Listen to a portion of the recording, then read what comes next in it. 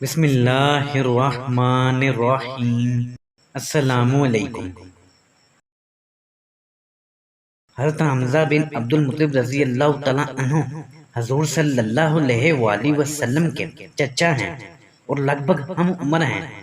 حضور صلی اللہ علیہ وآلہ وسلم اور حضرت حمزہ رضی اللہ تعالیٰ عنہ نے سیدہ صوبیہ کا دودھ پیا ہے، اسی لحاظ سے دونوں رضائی بھائی بھی ہیں۔ حضرت حمزہ بن عبد المطلب قریش کے معزز سردار تھے اور انتہائی بہادر، دلیر اور غصہ والے تھے۔ آپ رضی اللہ تعالیٰ عنہ کو شکار کا بہت شوق تھا، بہت مالدار تھے، نوکر چاکر کاروبار تجارت سنبھالتے تھے اور آپ رضی اللہ تعالیٰ عنہ کا زیادہ تر وقت شکار میں گزرتا تھا۔ حضور صلی اللہ علیہ وآلہ وسلم نے جب اعلان نبوت کیا تو غیر جرم رہے، نہ آپ صلی اللہ علیہ وآلہ وسلم کی حمایت کی اور نہ ہی آپ صلی اللہ علیہ وآلہ وسلم کی مخالفت کی۔ لاؤبالی اور اپنے آپ میں مگن رہنے والے تھے اور کوئی سنجیدہ سوچ نہیں تھی۔ آپ رضی اللہ تعالیٰ عنہ نے نبوت کے چھٹے سال 6 نبوی میں اسلام قبول کیا اور اسلام قبول کرنے کی وجہ ایک خاص واقعہ بنا۔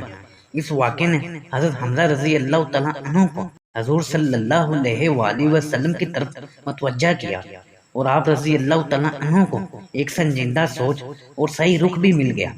حضور صلی اللہ علیہ وآلہ وسلم کوہ صفا کے دامن میں تشریف فرما تھے۔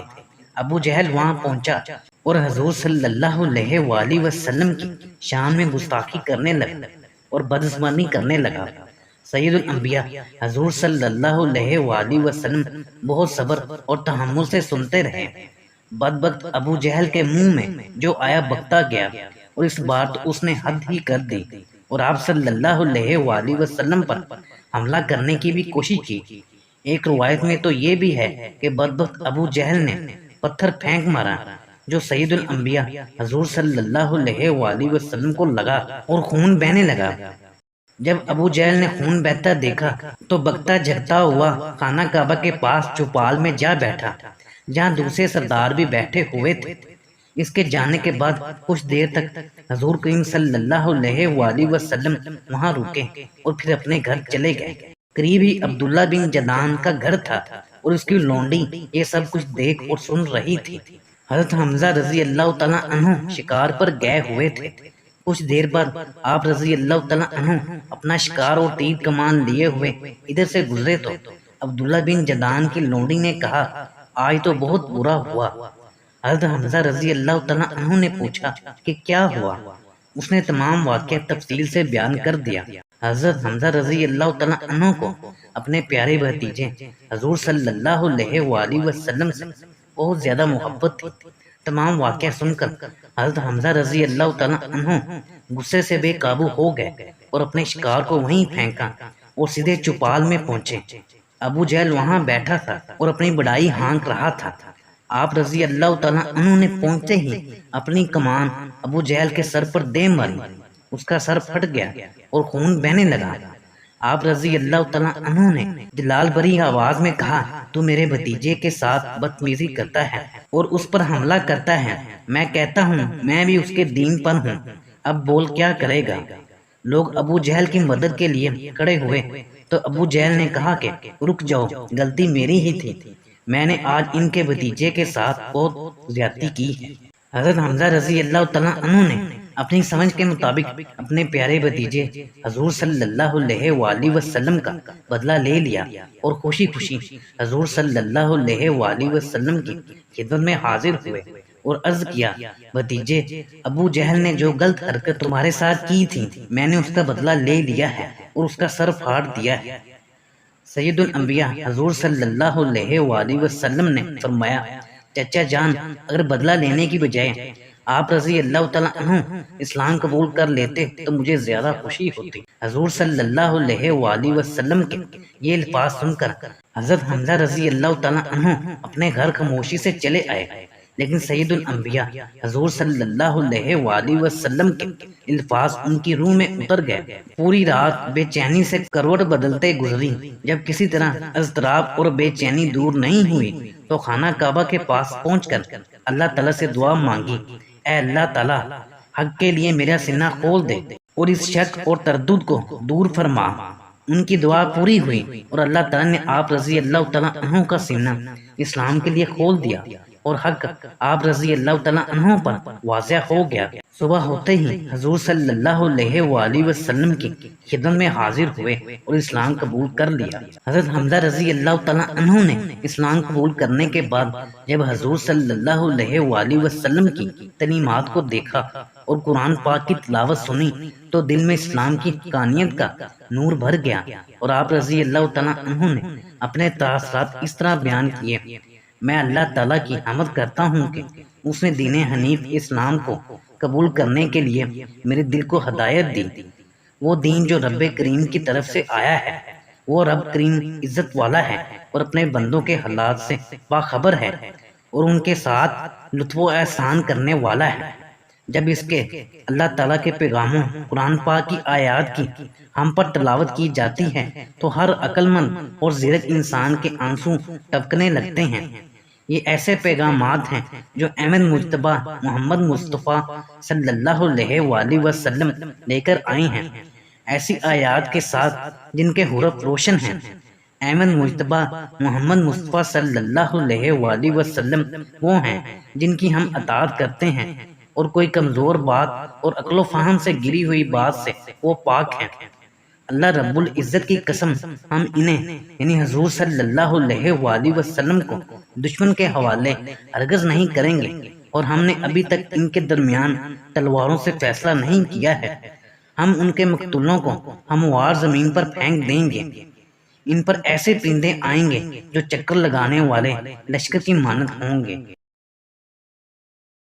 نبی کریم صلی اللہ علیہ وآلہ وسلم نے ارشاد فرمایا: ہم 6 حضرات اولاد عبد المطلب اہل جنت کے سردار ہیں۔ میں محمد مصطفیٰ صلی اللہ علیہ وآلہ وسلم، میرے چچا جان حمزہ رضی اللہ تعالیٰ عنہ، میرے بھائی علی مرتضیٰ اور جعفر رضی اللہ تعالیٰ عنہ، میرے نواسے امام حسن اور امام حسین رضی اللہ تعالیٰ عنہ۔ ایک صحابی کے ہاں لڑکے کی ولادت ہوئی۔ انہوں نے نام رکھنے کے حوالے سے رسول اکرم صلی اللہ علیہ وآلہ وسلم سے پوچھا تو آپ صلی اللہ علیہ وآلہ وسلم نے فرمایا: اس کا نام اس شخص کے نام پر رکھو جو مجھے سب لوگوں سے زیادہ محبوب ہے، یعنی حمزہ رضی اللہ تعالیٰ عنہ۔ نبی پاک صلی اللہ علیہ وآلہ وسلم نے فرمایا: میرے سب چچاؤں میں سے بہترین حمزہ رضی اللہ تعالیٰ عنہ ہیں۔ نبی کریم صلی اللہ علیہ وآلہ وسلم کے پہلے علمدار۔ نبی کریم صلی اللہ علیہ وآلہ وسلم نے پہلا جنگی علم حضرت حمزہ رضی اللہ تعالیٰ عنہ کے لیے باندھا اور اس علم کے ساتھ آپ کو سرزمین جوہینہ کے ساحل کی طرف روانہ کیا۔ غزوہ بدر میں داد شجاعت۔ اس غزوہ میں حضرت حمزہ رضی اللہ تعالیٰ عنہ کا انداز ہی نرالا تھا۔ آپ حضور صلی اللہ علیہ وآلہ وسلم کے قریب رہتے ہوئے آپ صلی اللہ علیہ وآلہ وسلم کا دفاع کرتے ہوئے بیک پر 2 تلواریں چلا رہے تھے۔ اس جنگ میں آپ نے کئی کافروں کو واسطے جہنم کیا۔ جنگ بدر میں حضرت حمزہ رضی اللہ تعالیٰ عنہ کے جوش و جذبے کا عجیب عالم تھا۔ مشرکین پر حملہ کرنے میں آپ اس قدر آگے بڑھے کہ حضور صلی اللہ علیہ وآلہ وسلم کو تشویش ہوئی، اور آپ صلی اللہ علیہ وآلہ وسلم نے حضرت علی رضی اللہ تعالیٰ عنہ کو بھیج کر انہیں اپنے قریب بلا لیا۔ کافروں کے لشکر میں سے سب سے پہلے اسود بن عبد الاسد المخزومی جب مسلمانوں کے پانی کے حوض کو گرانے کے ارادے سے آیا تو حضرت حمزہ رضی اللہ تعالیٰ عنہ اس پر حملہ آور ہوئے اور اس کی پنڈلی کاٹ کر رکھ دی اور دوسرے وار میں اسے قتل کر دیا۔ جنگ احد کے بارے میں حضور صلی اللہ علیہ وآلہ وسلم کی اور بہت سے اکابر صحابہ کرام رضی اللہ تعالیٰ عنہ کی رائے یہ تھی کہ مدینے میں رہتے ہوئے کفار سے مقابلہ کیا جائے، جبکہ حضرت حمزہ رضی اللہ تعالیٰ عنہ اور متعدد نوجوان صحابہ کرام رضی اللہ تعالیٰ عنہ کی رائے مدینے سے باہر جا کر جنگ کرنے کی تھی، تاکہ مسلمانوں کے اس دفاعی انداز اختیار کرنے پر دشمن بزدلی نہ سمجھیں۔ المختصر حضور صلی اللہ علیہ وآلہ وسلم نے حضرت حمزہ رضی اللہ تعالیٰ عنہ اور نوجوان صحابہ کرام کی رائے کو قبول فرما لیا۔ یہ جمعہ کے دن کی بات تھی۔ اس دن بھی حضرت حمزہ رضی اللہ تعالیٰ عنہ روزے دار تھے، اور جس دن آپ رضی اللہ تعالیٰ عنہ شہید ہوئے یعنی بروز ہفتہ بھی آپ روزے سے تھے۔ جنگ احد میں داد شجاعت۔ جنگ احد میں بھی حضرت حمزہ رضی اللہ تعالیٰ عنہ حضور صلی اللہ علیہ وآلہ وسلم کے قریب رہتے ہوئے دو تلواروں کے ساتھ لڑ رہے تھے، اور آپ کی زبان پر یہ کلمات تھے: میں اللہ تعالیٰ کا شیر ہوں اور میں رسول اللہ صلی اللہ علیہ وآلہ وسلم کا شیر ہوں۔ غزوہ احد میں آپ نے تنے تنہا 30 سے زائد کافروں کو قتل کیا تھا۔ شہادت کا واقعہ: شوال کا مہینہ اور ہفتہ کے دن ان کی شہادت پر تو سب کا اتفاق ہے، لیکن چونکہ غزوہ احد کی تاریخ میں اختلاف ہے، اس لیے ان کی شہادت کی تاریخ میں بھی اختلاف پایا جاتا ہے۔ حضرت حمزہ رضی اللہ تعالیٰ عنہ میدان جنگ میں اپنی شجاعت و بہادری کے جوہر دکھا رہے تھے۔ ایک کافر کو قتل کرنے کے بعد جب آپ اس کی ذرہ اتار رہے تھے تو آپ کے پیٹ سے ذرہ سرک گئی۔ ایک وحشی جو کہ اس وقت تک مسلمان نہیں ہوا تھا، نشانہ باندھ کر ایک چھوٹا نیزہ آپ کے پیٹ میں دے مارا، جو کہ آر پار ہو گیا اور آپ رضی اللہ تعالیٰ عنہ شہید ہو گئے۔ جنگ بدر میں سیدنا حمزہ رضی اللہ تعالیٰ عنہ نے جبیر بن معطم کے چچا کو ہلاک کیا تھا۔ جس وحشی نے آپ کو شہید کیا تھا وہ جبیر کا غلام تھا۔ جبیر نے اس سے کہا تھا: اگر تم میرے چچا کے عوض محمد صلی اللہ علیہ وآلہ وسلم کے چچا کو قتل کر دو تو تم میری طرف سے آزاد ہو۔ اسی لالچ میں اس وحشی نے حضرت حمزہ رضی اللہ تعالیٰ عنہ کو شہید کر دیا۔ اللہ کی شان کے بعد میں اس وحشی نے بھی اسلام قبول کر لیا تھا۔ حضرت حمزہ رضی اللہ تعالیٰ عنہ کو شہید کرنے کے بعد کافروں نے آپ کا پیٹ چاک کیا اور کلیجہ نکال لیا گیا۔ ہند زوجہ ابو سفیان نے کلیجے کو چبایا، نگلنے کی کوشش کی لیکن نگل نہ سکی۔ کافر عورتوں نے حضرت حمزہ رضی اللہ تعالیٰ عنہ کے اور دیگر شہداء کے کان ناک کاٹ کر انہیں لڑی میں پرو کر ان کے کڑے بازو بند اور پازیب بنائے اور انہیں پہن کر مکہ مکرمہ میں داخل ہوئی۔ ہندا اور ان کے شوہر ابو سفیان دونوں نے بعد میں اسلام قبول کر لیا تھا۔ شہادت کے وقت حضرت حمزہ رضی اللہ تعالیٰ عنہ کی عمر 54 سال یا 59 سال کی تھی۔ غم مصطفیٰ صلی اللہ علیہ وآلہ وسلم: جب نبی اکرم صلی اللہ علیہ وآلہ وسلم نے حضرت حمزہ رضی اللہ تعالیٰ عنہ کے جسم کو دیکھا تو آپ صلی اللہ علیہ وآلہ وسلم رونے لگے۔ آپ کے کٹے ہوئے جسم کو دیکھ کر شدت غم سے آپ صلی اللہ علیہ وآلہ وسلم کی آواز بلند ہو گئی۔ پھر آپ صلی اللہ علیہ وآلہ وسلم نے ارشاد فرمایا: اگر حضرت صفیہ رضی اللہ تعالیٰ عنہ نہ ہوتی تو میں حضرت حمزہ رضی اللہ تعالیٰ عنہ کو یوں ہی رکھ چھوڑتا حتیٰ کہ انہیں پرندوں اور درندوں کے پیٹوں سے جمع کیا جاتا۔ حضرت صفیہ رضی اللہ تعالیٰ عنہ حضرت حمزہ رضی اللہ تعالیٰ عنہ کی سگی بہن تھی۔ اس نبی کریم صلی اللہ علیہ وآلہ وسلم نے فرمایا: حمزہ رضی اللہ تعالیٰ عنہ سید الشہداء ہیں۔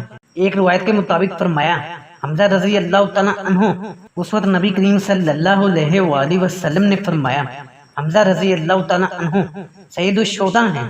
ایک روایت کے مطابق فرمایا: حمزہ رضی اللہ تعالیٰ عنہ سب سے بہترین شہید ہیں۔ نبی کریم صلی اللہ علیہ وآلہ وسلم حضرت حمزہ رضی اللہ تعالیٰ عنہ کی لاش کے پاس کھڑے تھے۔ آپ صلی اللہ علیہ وآلہ وسلم نے حضرت حمزہ رضی اللہ تعالیٰ عنہ کو مخاطب کرتے ہوئے فرمایا: اے چچا جان، اللہ تعالیٰ آپ پر رحم فرمائے، بلا شبہ آپ خوب صلح رحمی کرنے والے اور کثرت سے نیکیاں کرنے والے تھے۔ حضرت حمزہ رضی اللہ تعالیٰ عنہ کی نماز جنازہ: نبی کریم صلی اللہ علیہ وآلہ وسلم جس کسی جنازے پر تکبیر کہتے تو اس پر 4 بار تکبیریں کہتے۔ نبی پاک صلی اللہ علیہ وآلہ وسلم نے حضرت حمزہ رضی اللہ تعالیٰ عنہ کی نماز جنازہ پڑھی تو 7 تکبیرات کہیں۔ پھر جس شہید کو بھی لایا گیا اس کے ساتھ نبی پاک صلی اللہ علیہ وآلہ وسلم نے حضرت حمزہ رضی اللہ تعالیٰ عنہ کی بھی نماز جنازہ پڑھی، حتیٰ کہ حضور صلی اللہ علیہ وآلہ وسلم نے حضرت حمزہ رضی اللہ تعالیٰ عنہ پر 72 بار نماز جنازہ پڑھی۔ سید الشہداء حضرت حمزہ رضی اللہ تعالیٰ عنہ کا کفن: سید الشہداء حضرت حمزہ رضی اللہ تعالیٰ عنہ کو ایک چادر میں کفن دیا گیا تھا۔ وہ چادر لمبائی میں اتنی کم تھی کہ چہرے کو ڈھانپا جاتا تو پیر کھل جاتے اور پیروں کو ڈھانکا جاتا تو چہرے سے چادر ہٹ جاتی۔ پس آپ کے چہرے کو ڈھانپ دیا گیا اور پیروں کو ڈھانپنے کے لیے اذخر نامی گھاس رکھ دی گئی۔ جسم کا صحیح سلامت ہونا: حضرت معاویہ رضی اللہ تعالیٰ عنہ کے دور خلافت میں بعض شہداء احد کی قبریں کھل گئیں تو دیکھا گیا کہ شہداء احد کے جسم بالکل تر و تازہ تھے اور ان کے جسم میں خون کی روانی ہوتی نظر آتی تھی، کسی شخص کا پھاوڑا غلطی سے حضرت حمزہ رضی اللہ تعالیٰ عنہ کے پاؤں پر لگ گیا تو ان کے پاؤں سے خون نکلنے لگا۔ بلا شبہ شہداء زندہ ہیں۔ اللہ پاک سے دعا ہے کہ اللہ سید الشہداء حضرت حمزہ رضی اللہ تعالیٰ عنہ کے درجات کو مزید بلند فرمائے، آمین یا رب العالمین۔ ہماری آج کی ویڈیو یہیں تک تھی۔ ناظرین، اسی امید کے ساتھ ہم آپ سے اجازت چاہیں گے کہ آپ کو ہماری آج کی ویڈیو پسند آئی ہوگی۔ ملتے ہیں بہت جلد ایک نئی معلوماتی ویڈیو کے ساتھ، تو دیکھتے رہیں اسلامک ڈائل۔ اللہ آپ کا حامی و ناصر۔